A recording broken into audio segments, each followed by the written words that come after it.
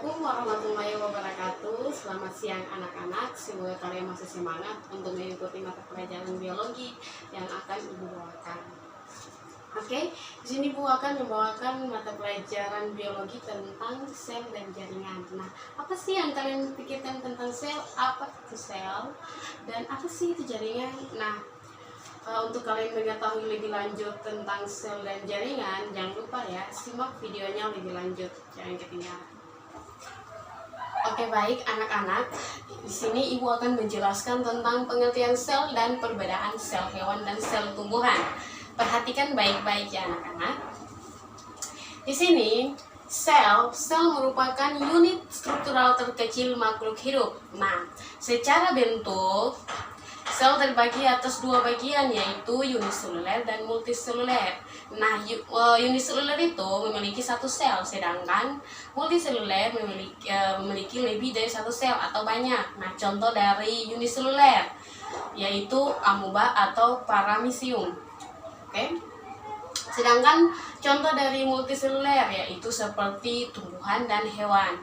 Nah, secara struktur sel juga terbagi atas dua bagian ya anak-anak, yaitu prokariotik dan eukariotik. Seperti yang sudah Ibu tuliskan, prokariotik yaitu tidak mempunyai membran inti, dan eukariotik yaitu mempunyai membran inti.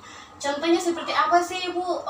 Contoh prokariotik sama eukariotik. Nah, contoh dari prokariotik yaitu seperti bakteri dan eubakteria. Sedangkan contoh dari eukariotik yaitu contohnya seperti fungi atau jamur. Terus contohnya lagi seperti mamalia atau hewan, ada protista dan tumbuhan. Nah, kali ini Ibu akan menjelaskan tentang perbedaan sel hewan dan sel tumbuhan. Nah, perhatikan ya anak-anak.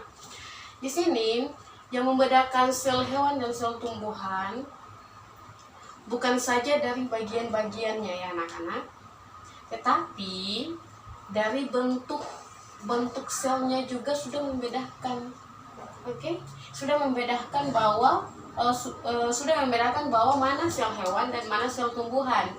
Oke, seperti yang kalian lihat ini bentuk bulat, bentuk selnya bulat, yaitu yang dinamakan dengan sel hewan. Sedangkan ini yang dinamakan dengan sel tumbuhan bentuknya. Oke, secara bentuknya saja sudah membedakan.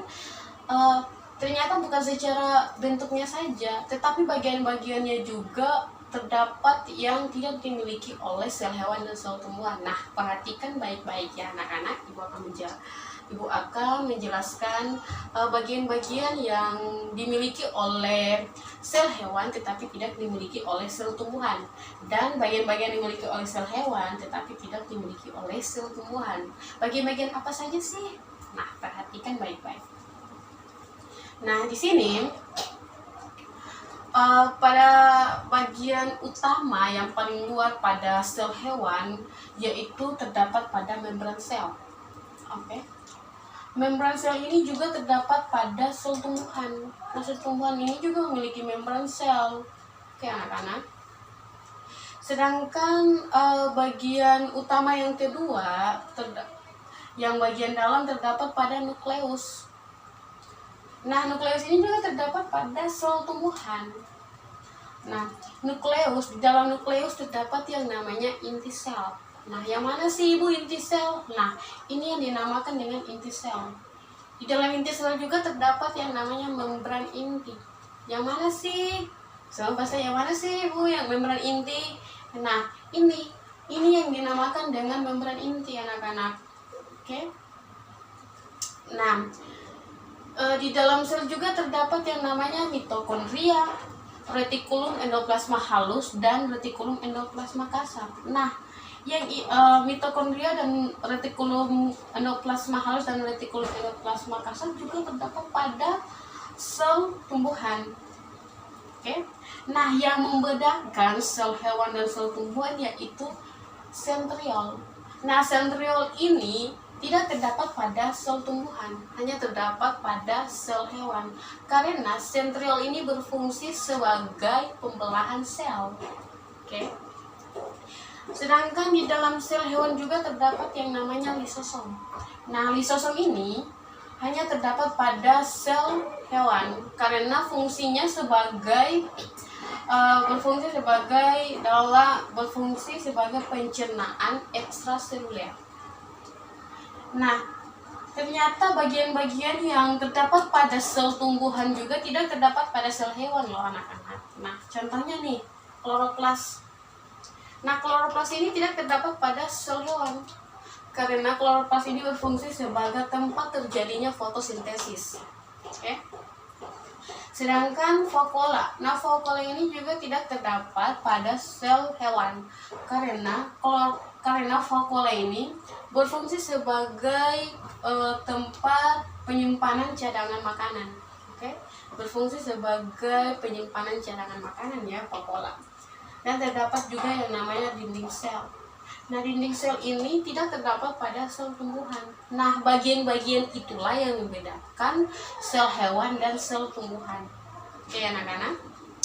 Di situ di situ penjelasan tentang perbedaan sel hewan dan sel tumbuhan ya anak-anak. Berikutnya Ibu akan menjelaskan tentang jaringan. Nah, apa sih yang kalian ketahui tentang jaringan? Nah, di sini Ibu akan menjelaskan secara rinci tentang jaringan ya anak-anak. Nah, jaringan itu merupakan komponen sel yang memiliki bentuk dan fungsi yang sama. Nah, itu yang dinamakan dengan jaringan. Nah, ternyata jaringan secara struktur terbagi atas 4 bagian. Nah, apa saja sih struktur jaringan? Nah, yang pertama yaitu jaringan epitelium, jaringan otot, jaringan saraf, dan jaringan ikat. Nah, di sini Ibu akan menjelaskan satu persatu dari struktur jaringan. Nah, yang pertama jaringan epitelium. Apa itu jaringan epitelium? Nah, jaringan epitelium itu jaringan penutup permukaan tubuh. Nah, ternyata jaringan penutup permukaan tubuh ini ada terbagi atas 2 ya anak-anak. Nah, yaitu permukaan tubuh sebelah luar dan jaringan epitelium permukaan tubuh sebelah dalam. Nah, contoh dari permukaan tubuh sebelah luar yaitu seperti kulit yang terdapat di manusia ya. Sedangkan permukaan tubuh sebelah dalam contohnya seperti permukaan dalam usus dan paru-paru. Nah, itu yang dinamakan dengan epitelium.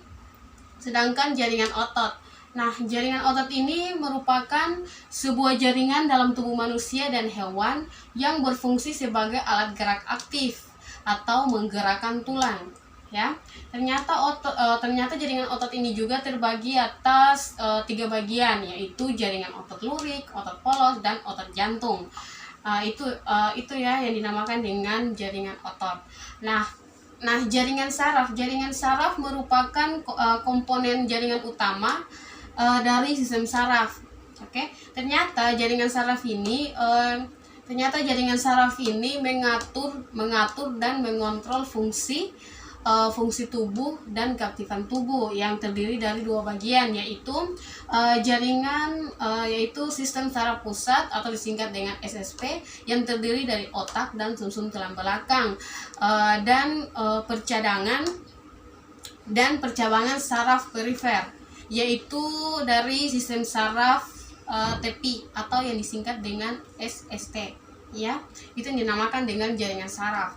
Nah, jaringan ikat yaitu jaringan yang memiliki fungsi untuk mengikat serta menyokong sebagian jaringan yang lain. Nah, sudah jelas ya jaringan ikat karena dia berfungsi sebagai jaringan mengikat atau penyokong jaringan yang lain. Nah, itu yang dinamakan dengan jaringan ikat. Mungkin itu penjelasan Ibu tentang jaringan dan struktur jaringan. Jadi anak-anak jangan lupa belajar tentang jaringan sel. Jangan lupa belajar tentang sel dan jaringan ya. Karena setelah ini Ibu akan memberikan tugas kepada anak-anak. Jadi tetap fokus pada materi yang Ibu berikan. Sampai di sini saja. Wabillahi taufiq wal hidayah. Assalamualaikum warahmatullahi wabarakatuh.